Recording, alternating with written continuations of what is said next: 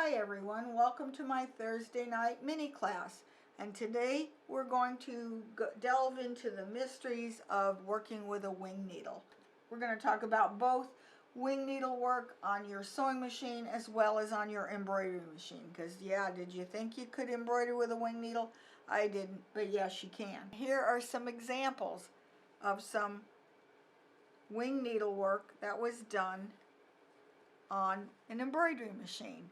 And we're going to talk about how they stitched out and also how to digitize them in the third segment. So this is going to be essentially three parts to tonight's class.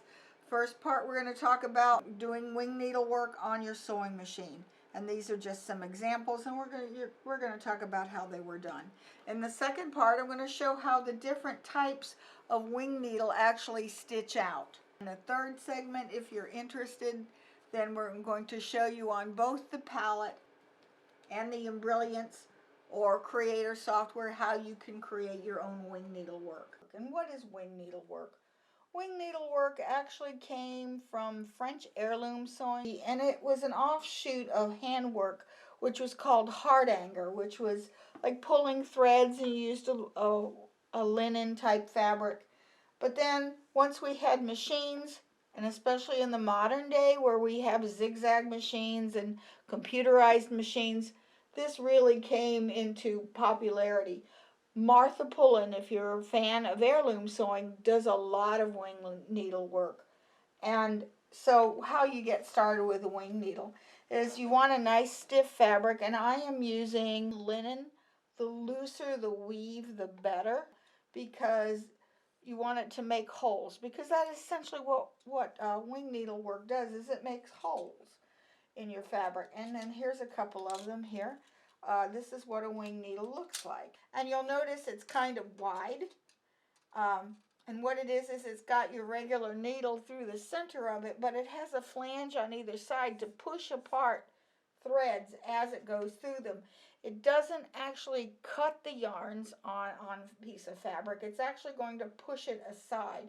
And they come in different sizes. Most machines will use like a size 19, which is a little bit wider. This one here is a size 19, and it's a little bit wider. And it makes a bigger hole. And that's okay. We want those holes to stay. Another thing with a wing needle is that you cannot use your automatic needle threader. You're going to damage the needle threader. It's a lot cheaper to get a little small needle threader that you can use on your machine versus trying to use the one on your built into your machine and end up damaging it, and then you've got a repair cost involved. I'm stitching at first on my elegante, and the elegante has an automatic needle threader that is built in. Now I have a regular needle, so how you have to thread this is I'm going to thread this machine with a regular needle. Then after, and I'm going to use the size 16 needle. Now whenever I have a drop-in bobbin like this with a plastic bobbin case, I would not use a wing needle bigger than a size 16. I think they come as low as size 14, but I wouldn't use a 19. 19 is going to be too big, and they do come in like 20, and 20 is way too big. It's going to damage your bobbin case. And so I'm going to take this needle out and just park it, because I'm going to put it back later. Then I'm going to put in this size 16 needle in here. It goes in like a regular needle. You want to make sure you got it all the way to the top. So push this rather firmly and then tighten the screw. All right, and then you're going to have to thread this, unfortunately, by hand. Now the fabric I have is very, very stiff. This I'm using a piece of regular linen. However, I have soaked it in Terreal Magic, so it literally stands up by itself. It's almost like a piece of paper. That way you don't have to use a stabilizer underneath it. If you don't have access to the Terreal Magic, then I recommend that you take like regular liquid fabric starch, like Stay Flow is one company. There's a couple of them out there. but soak it in that, let it dry, and then press it flat. And that way you don't need to have a stabilizer underneath of it. Now the stitches that I'm going to select, I'm using red embroidery thread on the bottom, rayon, and red on the top as well. So I don't usually this is done tone on tone. It's usually white, but we're going to change this because I want you to see it. It's important what stitches you select because you want a stitch that's going to repeatedly go in the same hole over and over. And on this, I would pick my heirloom stitches, which are built into my machine. This is the Elegante, but they're the same on most Brother and Baby Lock machines. And most of the time, you will at least have some of these stitches. And let's do a few of those. This one looks very good, which is 306, which looks like a candle wick. So let's see what that looks like. Okay, I'm going to want to turn my hand wheel and run it through an entire cycle of the stitch so that you don't want to hear any funny sounds coming from your machine, especially on the zigzag side. If you feel the least bit of resistance, don't keep doing it. Take it through the whole cycle of the stitch on both sides to make sure you do not feel any resistance. If you feel resistance, your stitch is too wide. Okay, I think that's going to be fine. So now I can keep going. Okay, and so this one is stitch number 306. And you do not want to sew fast. So I'm going to slow down a little bit and sew. And just let it do what it's going to do.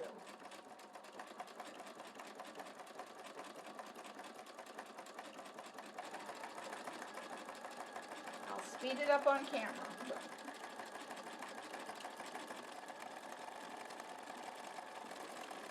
Or you can use your thread trimmer. See, it made these really beautiful holes, and here's what it looks like on the back. Okay, so that, I'm going to write it down on here. This was 306. Helps to make a little booklet. Okay, and then I'll pick the next one.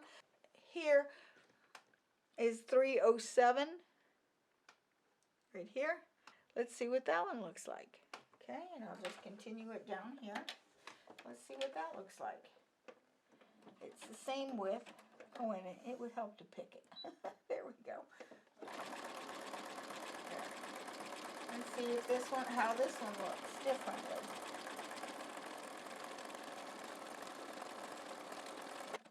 I'm going to put it on its widest width. Let's see what it looks like. Last few will be wide.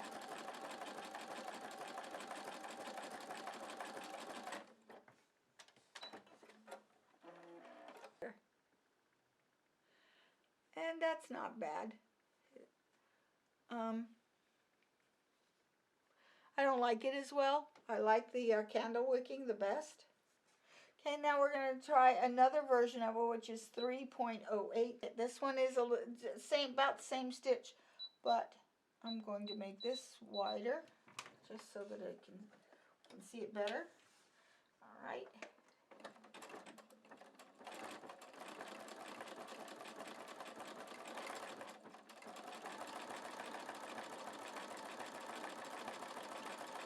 Always a mystery when you do this. It's fun.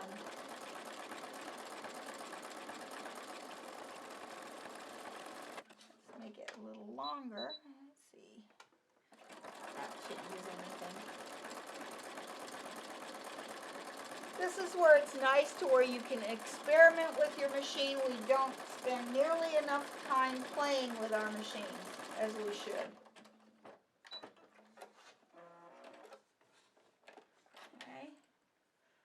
I like it a little wider. Put it on the green. Here it is. I do like it a little wider. Here it is up front. It's a little... Actually, here's with the longer stitch length. These where it was kind of crowded, but I do like the way that looks. Let's see what 309 looks like. Again, I'm going to put it at about a 4 stitch length and a 7 width.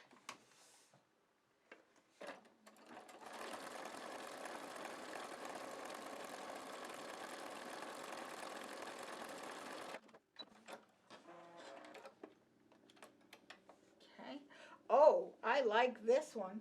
There's this one. Look at that. This could be used as an entredot, which means you would sew this to like lace. It could become an insertion to put in between a layer of lace on heirloom sewing. So that is really pretty, and it makes the holes at the end. I like that. Let's sew 310, okay? Let's see what all these look like. Again, 310, and I'm going to make it wider.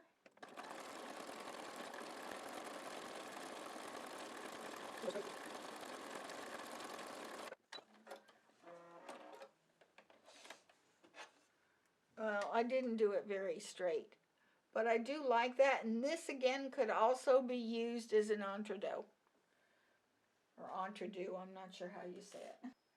This one here, which is 317.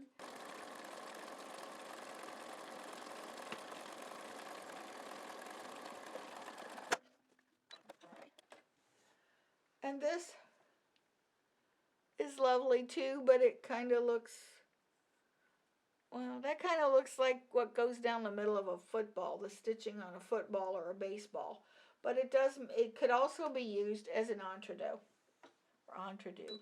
Okay, now this one I like because this one looks almost like Swedish weaving. And there's 2 stitches like this. It's 320. And I'll show you here. Again, I'll pick that. And I want it wider and a little bit longer. There. I made it 7 width and a 4 length. And this is exaggerated.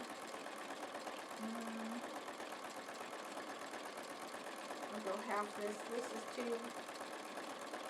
too wide. Go back to its regular default. 5 is default.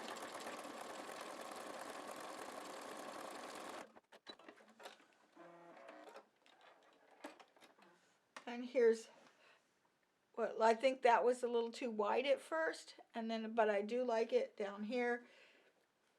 You could actually do this over top of ribbon, which would look very nice. You just thread your ribbon underneath of it, and it does your insertion right at the edge. Right there is the entredot for the holes. Here, so I think that works really well. Okay, that was 320, and we have one more, which is 325. And this one is the same stitch, but it covers it a lot more. Let's see how that looks different. And I'll bet your machine has different ones than even what I have.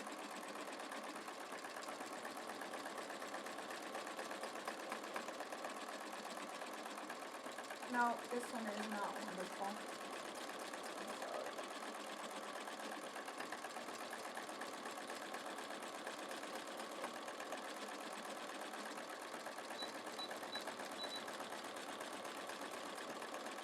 Make the stitch length a little longer.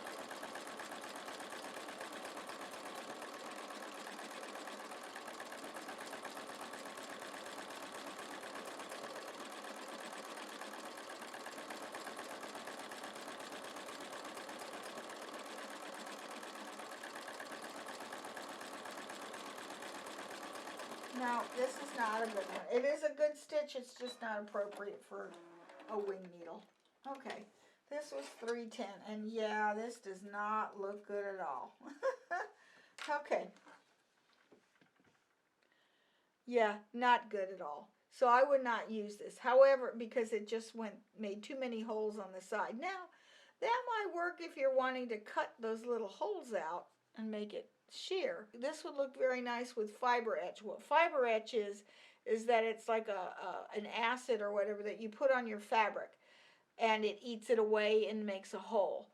We'll do another unit about fiber etch at another time. So, just as a summary, here's all the stitches we did this evening. So I want you to go ahead and play with your machines and your decorative stitches and a wing needle and see what kind of effects that you would get.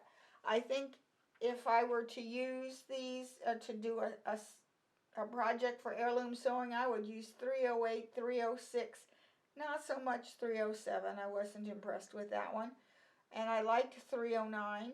I even like this one. And I like this one, 320. That looked nice too.